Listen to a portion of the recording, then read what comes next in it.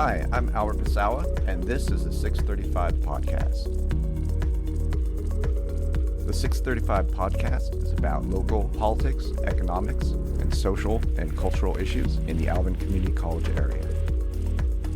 The views expressed on the show are those of the participants and do not reflect the views of Alvin Community College.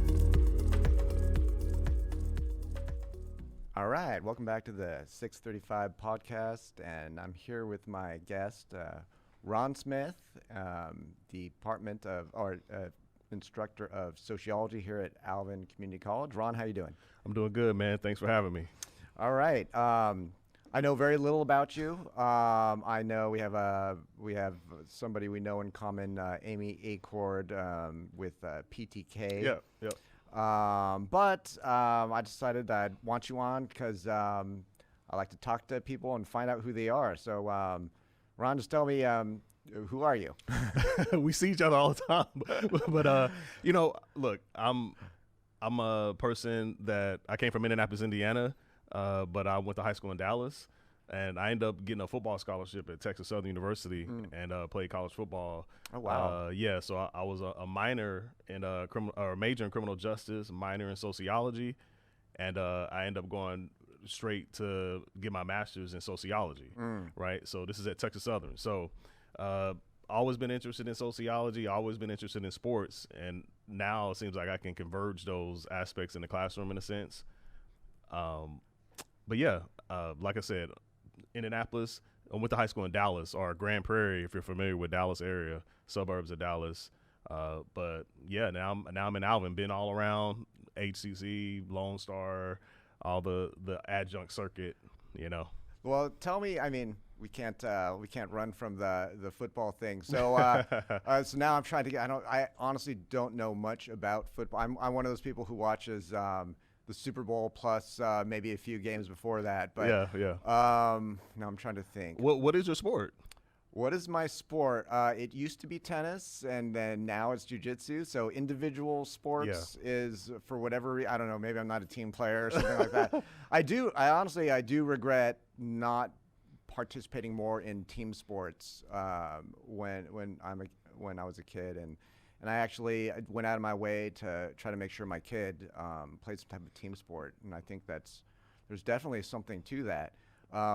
So I'm actually trying to guess what position you play. So I wish I knew more about football, but I mean, you think it was offense or defense? That's so tough to tell. Yeah, see, I don't know about I don't know even how to look for that. I mean, I'm just thinking size and roughly where would you be on the line, or would you be running really fast? I'm definitely not on the line. Definitely not running really fast. Okay. That's why I'm sitting here. But that's a hint. You're not running fast. Okay. And I was a little thinner when I was in college too. I played strong safety. Okay. So I was defense. Okay. Yeah. So high school I played outside line. Now this is a little techie in terms of football, but high school I played a 4-4 defense, four down linemen, 4 linebackers, 1 safety, 2 corners. I was an outside linebacker in high school. College, they moved it to a 4-3, so you're on the back in the hash playing strong safety, right? So I wasn't fast enough, I wasn't big enough. That's perhaps why I got cut, and then I ended up just doing my school thing and going there. But I played for like 3 years. The last time I played was spring of 2002, right? So I started a few games. We played against University of Texas El Paso my last year I played. UTEP, we got blown out, of course. We played in the Sun Bowl. I ended up getting an interception in that game, actually. Nice. So that was pretty cool. I got a career interception against a D1 school. I'll take it. But football teaches you a lot. Particularly, I tell a lot of people that it's not just a game. It's about life, perseverance, working with others. And my defensive coordinator used to tell us all the time, hey, if I teach you about just the X's and O's and how to, be here in this particular position, I'm not doing my job. I need to teach you about life. I need to teach you about how to be a man and those aspects. So now when I watch the game of football, it's more than just a game. Those guys out there, all the training, all the hard work, everything they went through. And that's what I don't miss practice or anything like that. I miss the game, and I miss the camaraderie in the locker room. Like what amazes me about football is if you track the amount of time people spend in practice and training and then actual game time, right? Like the the actual practice like must swamp. I mean, like, because there's not many football games in a year, and most players don't play the whole game, and there are all these pauses, right? And so it's so much training that goes into like such a small, here's your performance time. And, everything you've done leads up to that, right? And I guess that's why it's so devastating when you lose or you're not very good. In high school, and again, I'm like Al Bundy in my high school, high school days. But, I mean, we was very good. I went to South Grand Prairie. We went to almost the champ. We was like 2 games from state my senior year. Played against the late Cedric Benson. He went to the University of Texas, and then he went on to the NFL. Played against Eric Winston. He played for the Texans, Cincinnati Bengals, and some of these. So I played against people that were in the league, but they beat us my last year in high school 20-7. They blew everybody else out. We barely lost that game, and it was devastating, man. I didn't know if I was ever going to play football again in college. I was too small. I was too skinny and everything like that.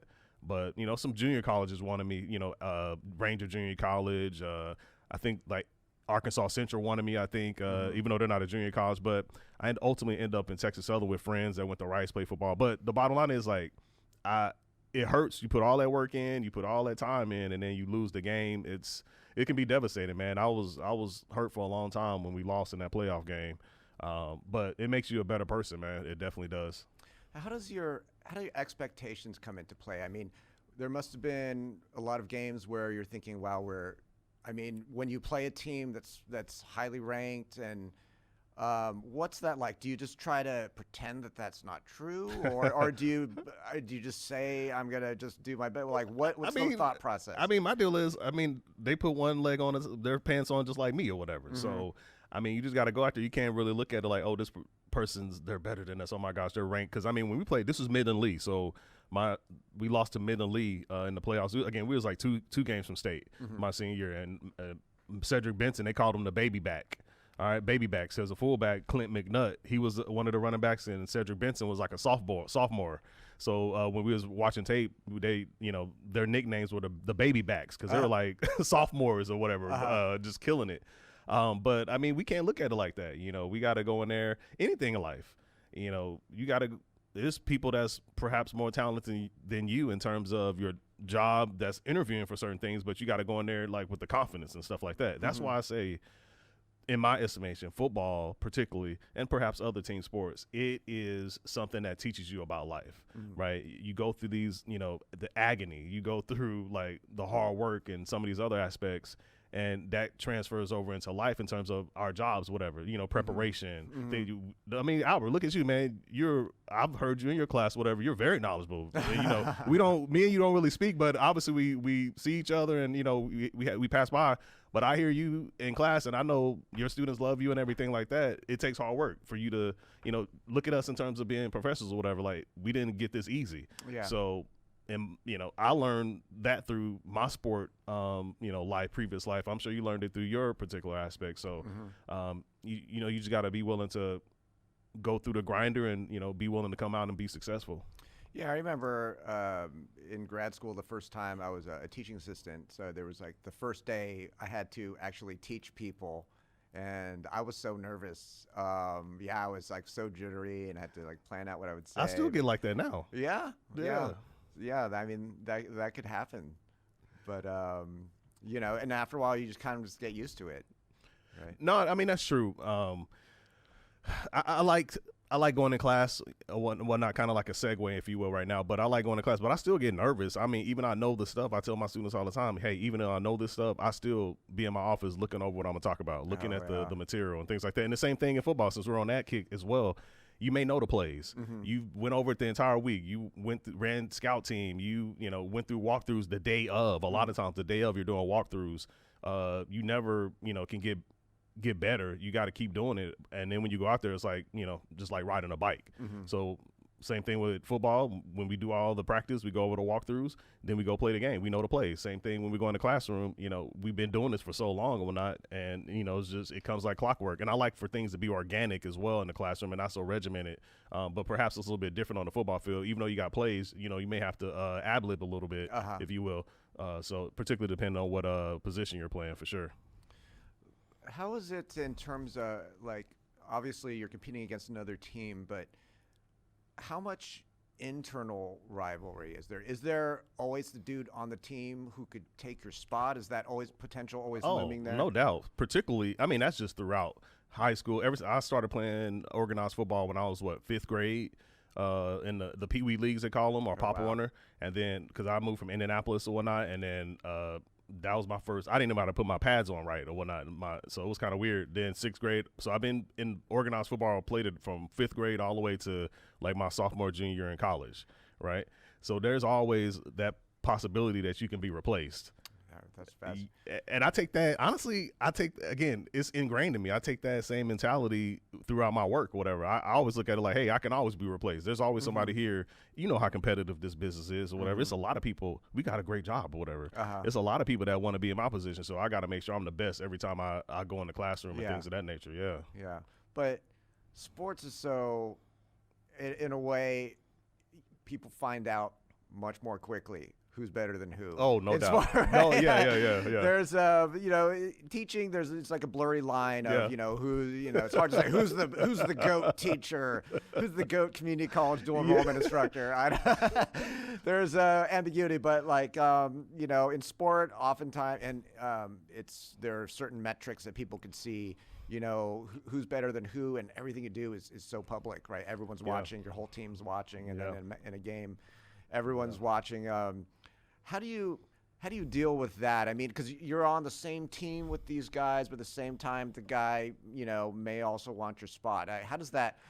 What's the sociology of that? Well, I mean, and particularly these are your teammates. These are your guys. These are your brothers or whatnot. So high school was a lot more like a camaraderie in terms of these are my brothers, these are my friends.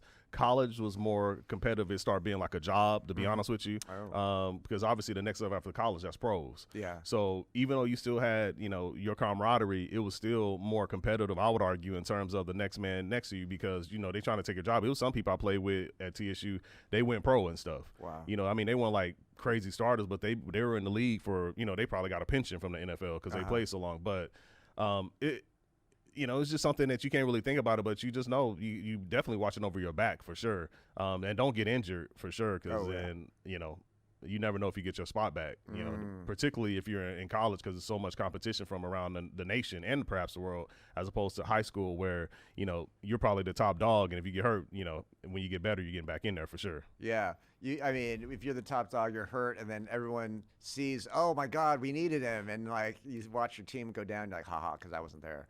But yeah, I mean, Tom Brady, the GOAT, he just retired. I mean, he got his spot by Drew Bledsoe getting hurt. So now he's like, 7 Super Bowls and 23 years or whatnot, all because Drew Bledsoe got knocked out of the game. So, yeah, I mean, NFL, there's just so much talent concentrated into one spot that I guess that, if the top guy's out, then the next best guy isn't that much lower. Oh, no doubt. But you're gonna have your top superstars. But NFL, that's another level. I didn't even taste the NFL. I couldn't even smell it. So I don't feel bad about it because I always looked at, hey, I'm gonna use football. Our coach used to tell us in the meetings and stuff because people weren't going to class and they just want to play the game. Deion Sanders kind of has some of this thought process as well. If you go, there's a documentary on Amazon called Primetime. It goes behind the scenes about how he was coaching Jackson State before he went to Colorado. But my coach said to us, he was like, hey, you use football, don't let football use you. Nice. So I was one of those ones. I use football and didn't let football use me, where other of my classmates, my teammates did the opposite. I used it to get where I am now. So I owe football a lot, man. My grandmother, my late grandmother, my aunt for allowing me to, get in there. Cause arguably now some of this perhaps is opinion, but there's a push to football is under attack in a sense. Cause it's so quote unquote dangerous, concussions and stuff like that and all that. So yeah. Yeah. I mean, when, oh my God, what's his name again? Damar Hamlin? Yeah. Damar Hamlin. Like when that happened, that's what went through my mind of, is this the moment where where there's some change or something? That went through my mind. I don't think it's going to happen, especially since he's okay, but Yeah, I mean, it's been going on for a long time because when I talked about Pop Warner, football participation is down in the country. It's down. So, perhaps moms, from what I understand, moms say, hey, I don't want my kid to play sports. They probably want to do things like tennis or things of that nature, those single sports, soccer, things of that nature. But perhaps, as always, some things, there's always two spectrums or whatnot to the extreme. Hey, it's dangerous. Hey, it's not. So you got to have that balance. But right now, in that, Damar Hamlin was a big deal, but I don't want to get too into that from the standpoint of that, but that's something different, I would argue, because that was a run-of-the-mill play or whatever, and, I mean, I saw it. I mean, the impact was, nothing that's nothing or whatever in terms of contact. So, but, yeah, that a lot of people saw that, and that really has changed a lot of people's mind about football, unfortunately, in my mind. Yeah, I mean – It's a huge debate that, I mean, I remember, people talking. I remember talking to a friend in the 90s, and he's a soccer fan. Yeah. Right. And he was talking about how he wants to see soccer, be big. And I remember when Major League Soccer started to try to grow in the mid 90s. And that's always the question of, American football versus football or whatever. I guess the real football, yeah. And I do kind of want, because I do want to know what would you say in terms of if we were in a discussion of what shall be our big national sport, and then if soccer's on the table and we're saying, what about soccer? Like, what would be your case for, American football? Well, I mean, that's a great question. It depends on the generation because, in previous times in America, baseball was considered the American game. That was the big thing. People go to the baseball game, the great Bambino, Babe Ruth and things of that nature, Mickey Mantle, the New York Yankees. I mean, these are traditional classic, men in terms of that game.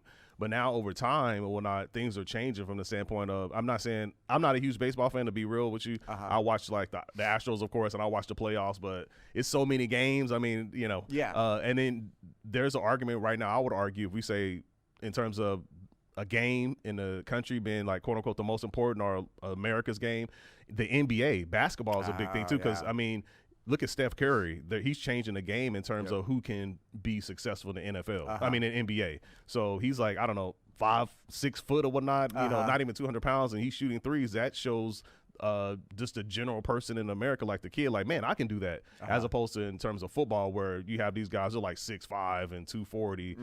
That's not like a realistic, comparison to the average person or average kid.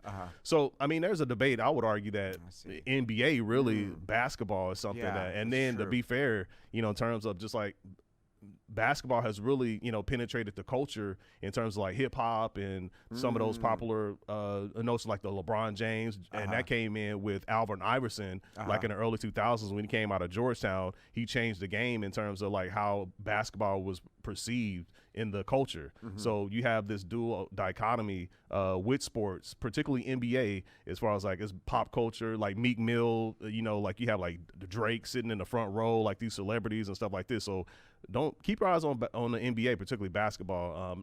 That's penetrating the culture big time. And what got me to think about football versus soccer, but then you bring up basketball, which I think is interesting, is that, what I want to see is I want to see the U.S. teams in competition with other countries' teams. I mean, that's exciting, and I think that's what's the main thing that's missing. It's missing from football because other countries really don't play football, and I think it's missing in basketball just because like Americans are too good. Is that? And then it's no competition. Is that?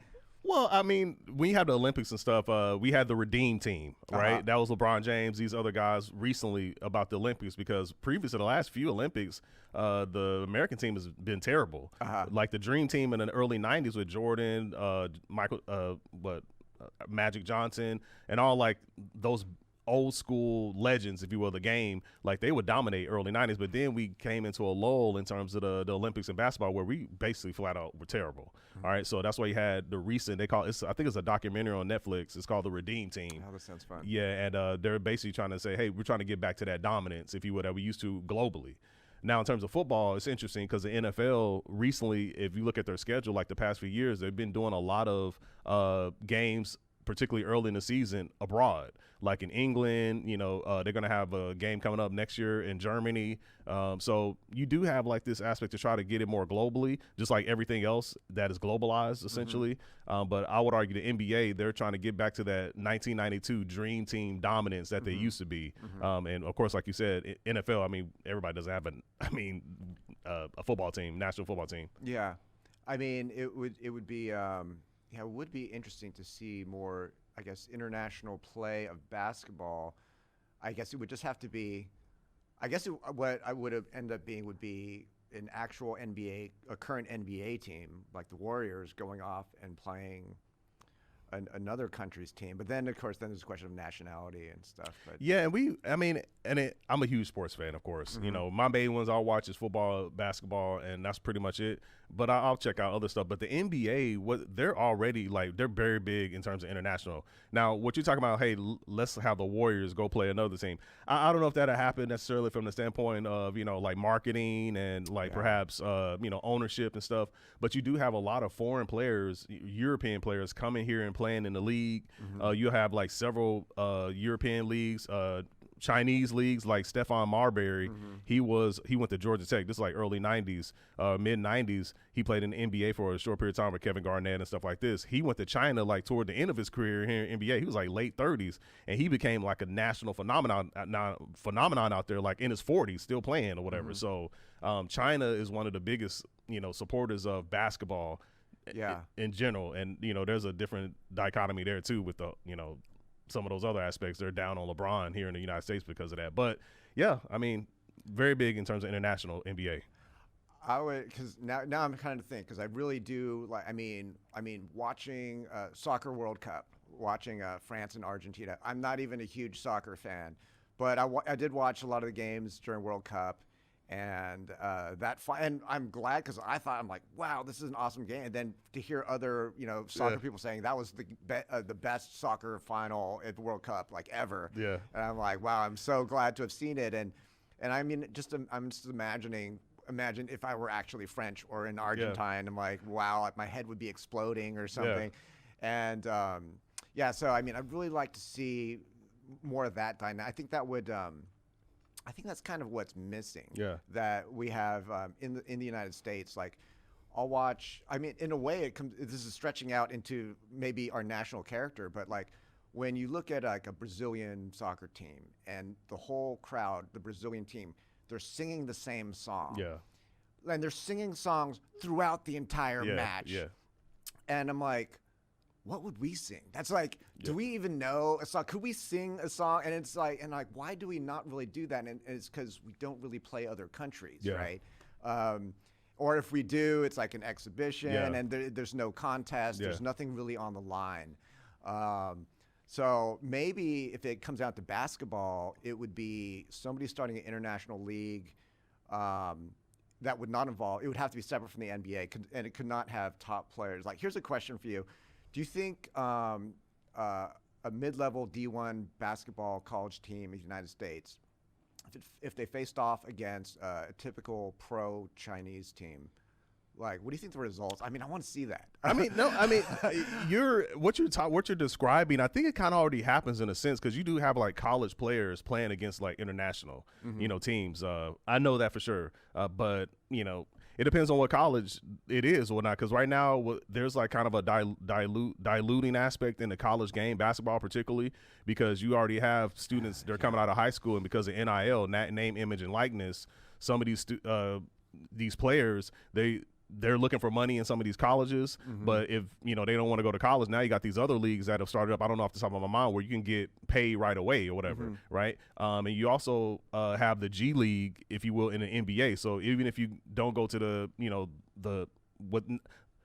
it's above the G League. The G League is a developmental league, but you can come straight out of high school, go to the G League, get paid or whatnot, as opposed to going to college and not getting paid and playing. But with NIL, name, image, and likeness, perhaps that's changing a little bit, because if you're really good, you can go to a college and get paid legally, for your name, image, and likeness. So NIL is changing a lot as well. But you do have students or players playing against international teams. I know for sure. European League, Chinese League, and things of that nature. It's a lot of basketball leagues out there for sure, internationally for sure. Yeah. Okay. That's my God. We have I knew we was probably going to end up talking about sports, which I'm totally fine. No. I want to. There's actually a lot I want to tell you, but I don't want to like survey anything. So let's stick with sports. Okay, cool. And I want to have you on again where we talk about sociology. But no, that's cool. I figured we was going to talk about sports, and I'm always willing to do that. Okay, but I do think that it kind of bleeds into. I don't know if it fits in sociology, but all this talk about the country's divided and things like that. Yeah. And I think sports is one thing that brings people together, but in the United States, it's just local. We root for our local team. There's no Team USA that we can really get behind in a sport that has much bite, right? I mean, I think that's what we're missing, and maybe that's why we don't have the same types of displays as all these other countries that their teams and like they all have their songs and they're all on the same page at least for that moment in time, right? I think that'd be beautiful to see, and we get maybe a little bit of that in the Olympics, but we're watching weird Olympic sports that we know nothing about, like gymnastics and and then you're done with it for 4 years, right? But maybe some type of basketball league would be. I would say this as well, because to your point, I would say particularly during the lockdowns during COVID. All right, when the league shut down, we kind of talked about this in class a little bit, but when the league shut down, it was kind of depressing. Even in Spain, in 2020, according to Reuters, many in Spain, like the Matadors and stuff, they wanted the bullfighting to continue because they say, hey, this is our culture. That's a sport to them, right? So here in the United States, and that brings them together or whatnot, that's solidarity, bringing a little sociology in there. Like when we talk about the middle Durkheim, we need those social bonds, whatever. And it's kind of to your point, here in the United States, when we had a lockdown, the NBA shut down, NFL shut down, NHL. But then when the sports league started again, that was like a relief for a lot of people because they were stuck at home or whatnot. And it did bring people together. I would argue it kept people perhaps off the streets doing certain things around that time, rioting, whatever. But the NBA went into a bubble, all right, and then the Lakers won that championship. Then you had the NFL; they still played, but they didn't have any fans, but people still watched it on TV, right? And then NHL, I'm not too a huge hockey fan, but I know when they played, I don't know if they had fans. I'm not sure. They're international too. They play international teams too. But I think that from a macro level, the United States did come together. All right, but what you're saying on a micro level, I can see that like, hey, we don't have a team sport that we can all kind of just get along with, but I will look at it like that from a macro scale in terms of it does bring the country together in a sense. But I'll say this as well. Like, I see what you're saying locally. Like when the Astros went to the World Series, like everybody loved Astros. Like, everyone around here, right? Like Texas, dude. I would travel. Everybody loves Astros, so that brought us together for sure. So yeah, no, I mean it's a big pros and cons, and another thing I like to compare sports. I'm definitely an outsider because I know very little about football, but one thing I notice about football is that the sort of I'll call it the extreme division of labor, right? In basketball, everyone can shoot the ball. You're allowed to shoot the ball. You're able to shoot the ball or do a layup or play defense. But there's specialization, but everyone there's still a skill set that everyone shares, right? And then baseball, okay, everyone but maybe the pitcher bats. So there's some commonality. And then football is so hyper division of labor. One dude, all he does is kick the ball. The other guy, another guy, he just blocks somebody. He's not allowed to carry the ball or touch the ball, right? And on top of that, just the offense and the defense. So the team is huge, and there's specialized offense, defense, and then within that, it's even further differentiated, right? I don't know. What's your take and feel on that whole thing? I agree for sure, but you got to have that specialization. I mean, since Tom Brady just retired, but I mean, you got people that do different things like Randall Cunningham. He's a legend. I don't know if he's in the Hall of Fame, but he would punt. When he played for the Philadelphia Eagles early in his career, and then later, like in the late '90s, he played for the Minnesota Vikings, and he was straight from the pocket. passer. But then early 90s, when he was with the Philadelphia Eagles, he would run, he would pass, but he also was a punter as well. He was a great punter, so he would punt the ball as well. So it depends on, you grow up, like I said, I started playing football when I was like, 5th grade, and you have this certain position that you play mostly, so you grow up in that. You specialize in that. You probably can do other things, like particularly when you're at a lower level. Some, like Deion Sanders, all right? When he played football for the Atlanta Falcons, he played DB, then he went to the – I was a 49er fan, so I remember.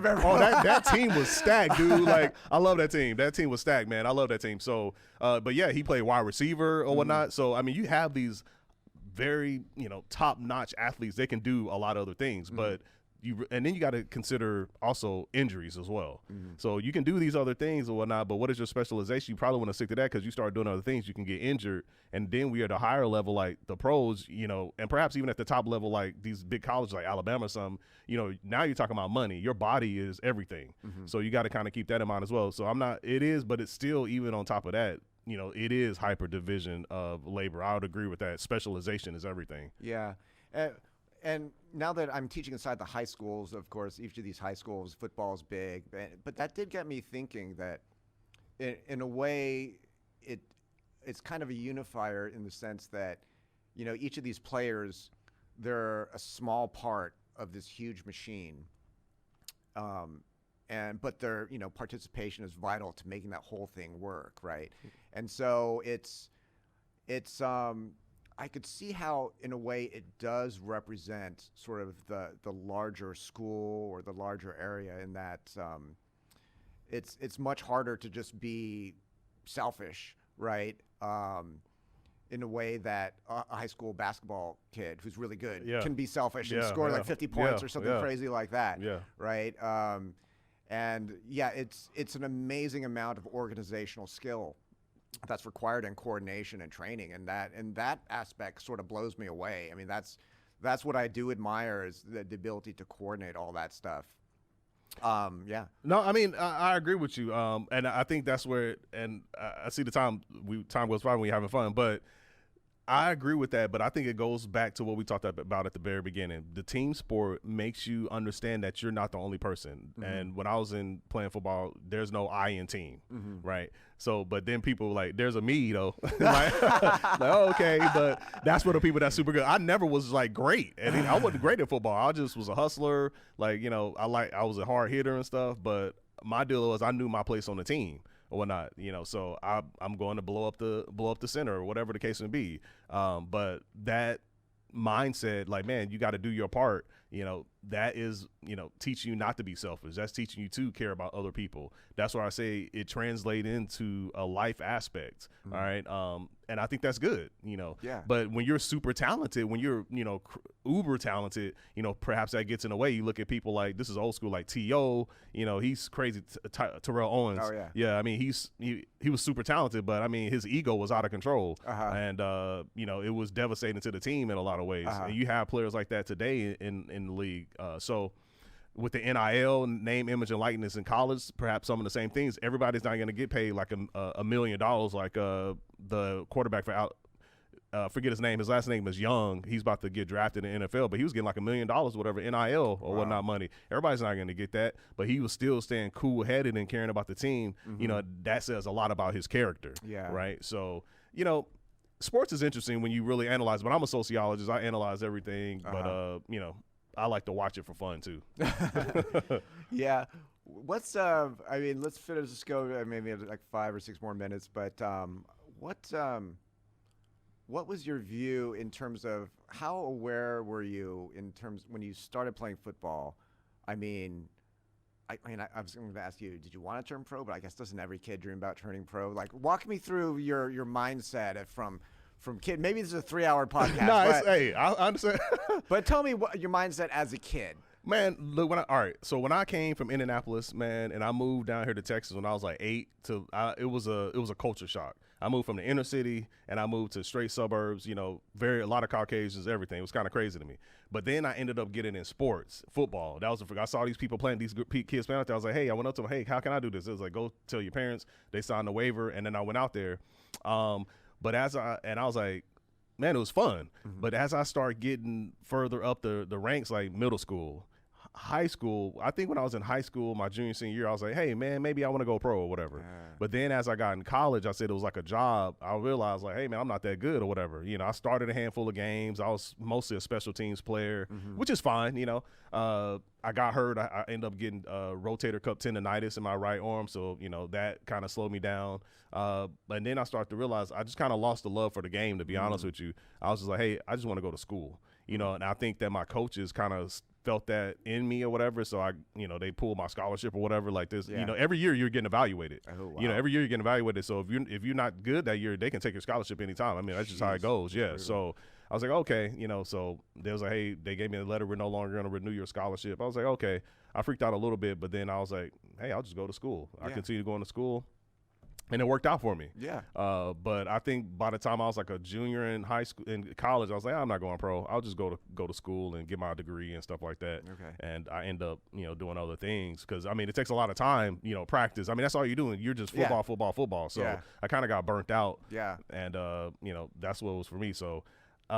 You know, but some people, that's their dream. They, like I said, I played golf. They stay during the summer and work out at the facility and stuff like that. I want to go home and hang out with friends. So it's not. It was a job in college. Yeah. But I'm happy. I made a good decision. I'm on a podcast with great people. I'm at a wonderful college. You know, it was hard work to get here, but again, it goes back to, you know, sports, particularly college sports. I mean, team sports.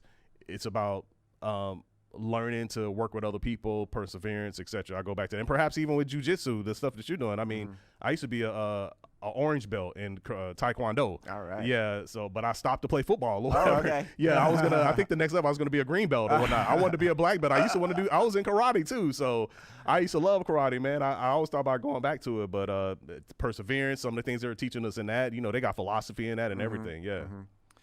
All right. So, let's say to be continued, because there's a lot more I want to talk about. We haven't even gotten to your education and things like that. So, Ron, it's been great having you on. Man, thank you, Alvin, man. I appreciate it, man. You guys are great for having me. I appreciate it. All right. Talk to you guys next time.